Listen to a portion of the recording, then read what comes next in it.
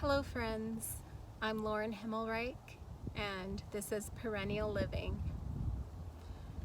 Well, today is April 15th and this is the date that I plant lettuce.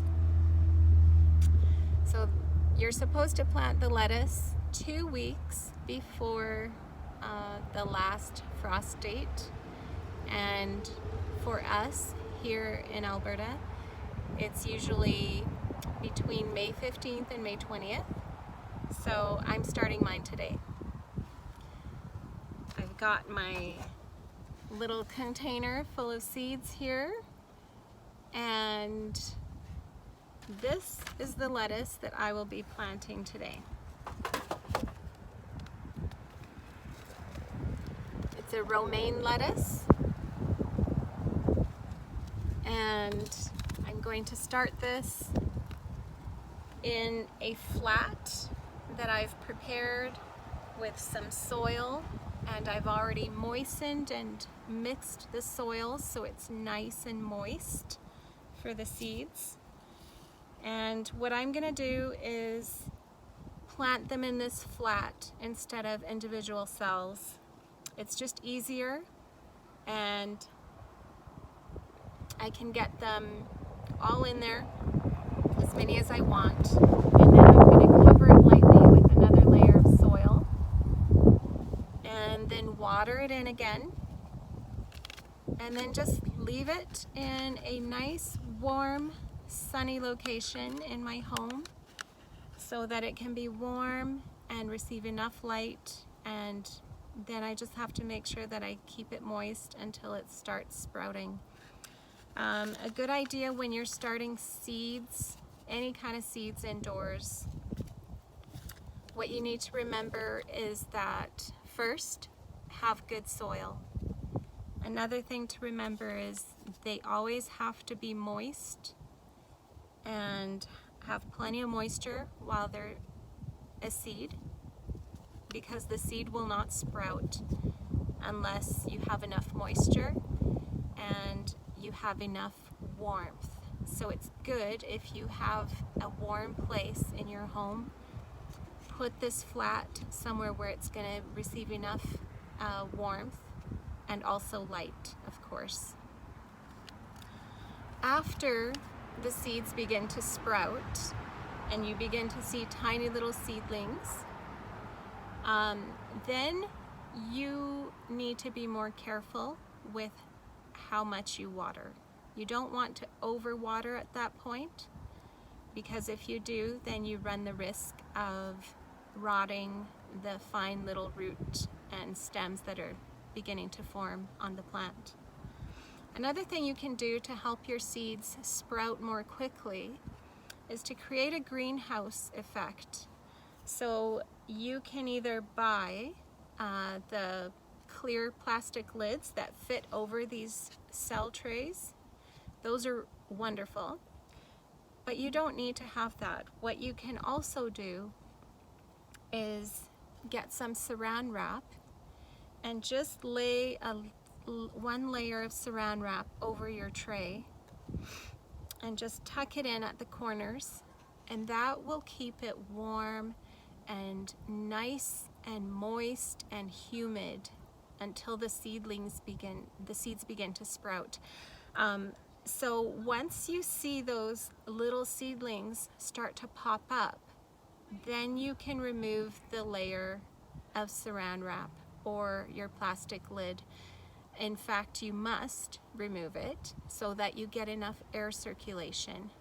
If you don't have enough air circulation after the seeds begin to sprout, you run the risk of getting some mold growing on your plants and soil, and it might ruin the plants. So you don't want that to happen.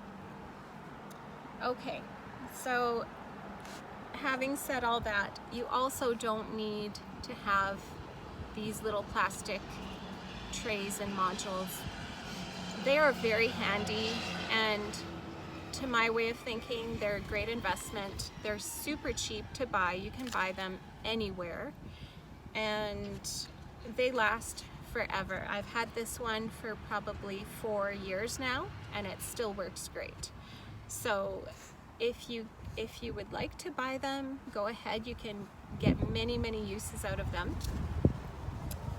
If not, you can also plant in egg cartons. You can plant in yogurt containers, fruit cup containers, milk containers. Whatever you have on hand will work. You just have to provide drainage, soil, moisture, warmth, and light. So if you have those things, you will be successful at starting seeds indoors. Now, I really like the romaine lettuce that I'm going to plant today. It's a really great variety of lettuce, especially for our climate. It does really well as a cool weather crop, and so I love it for that reason, because we definitely have cool weather here in Alberta. We have very long, harsh, dreadful winters, followed by very short and cool summers. And so anything that says cool weather or perennial or anything that grows in our weather, I love. So this one will take about 7 to 10 days to sprout from seed. So you should start seeing in a week or two some little seedlings pop up, which is great because it doesn't, that's not very long. And this kind of lettuce is great for Caesar salad and for making wraps. My husband loves to cook Korean food, and so he uses these. Usually we use romaine lettuce to make the lettuce wraps that he loves to make, that everybody loves to eat. They're so delicious. And it's a very versatile lettuce. Also, when you plant it in your garden bed, you can either grow it closer together, grow the lettuces closer together, and just pick and harvest from the outer leaves, working your way in. Always leave a little bit of the center so that it can keep on growing and it will keep producing more and more leaves for you. Or you can grow the lettuce heads further apart and grow it out as a full head of lettuce that you pick once and enjoy. So many options there. I just think lettuce is a great food. It grows quickly, it fills in the garden spaces really fast. And I'm going to start some today to put in my beds in May. And I will also save some for later because I want to keep my garden going. I have a small raised bed area to garden for my vegetables. We don't have a very large yard here. We live in the city. We're in the suburbs. And we don't have a lot of space, not like we used to. We used to live out on an acreage and we had heaps and heaps of space to grow whatever we wanted. But now we have to be a little more creative, and so I do some rotating of my crops, and whatever I pick out, I try and replace with something that I've already started indoors ahead of time. So I will use some of these seeds now, today, to put in at the end of May, and then save some so that I can start more seeds for replacing the crops that come out, if that makes sense. Okay, so really easy. This is why I love using the tray method, is all you have to really do is sprinkle on the seeds, just like salt and pepper. So I'm gonna take, and it's really windy today, so I hope these all don't blow away. So I'm just gonna sprinkle them on just lightly all around. And even just this much, that's more than enough. This will give me so much lettuce, it's not even funny. There are so many seeds in here right now. And I still have plenty left in the package, so this was a really great buy. So I'll put that away. and I'll just show you the seeds that I sprinkled on top. You can see them there. Okay. And I'm just going to add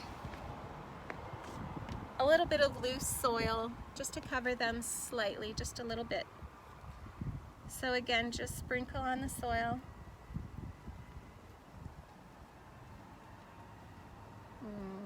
I don't mind these big chunks of wood and stuff. They're good for going in the bottom of the tray, but I don't want them on top where they might inhibit the little seedlings from popping up. So I'll get rid of those. So just keep sprinkling on the soil just to cover, give it a light covering.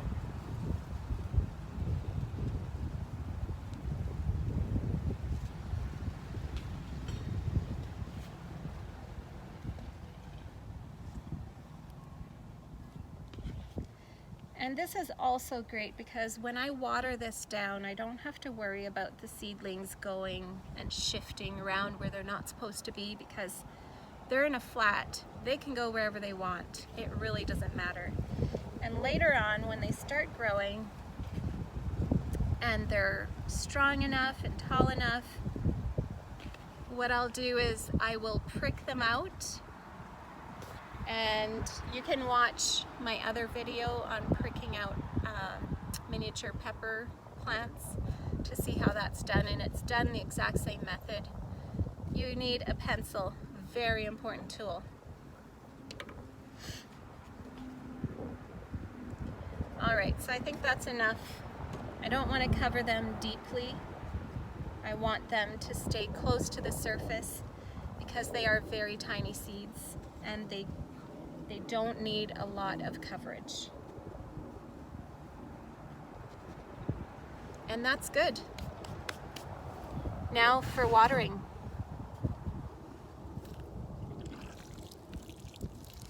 And don't be afraid to water. Like I said before, they need a lot of moisture. And it doesn't matter if the seeds in here shift around because it's in a big flat, and I'll be pricking them out like I said. That's it. Now I'm going to take this inside and I will cover it with some saran wrap, put it in a warm, sunny spot, and watch it grow. Happy gardening.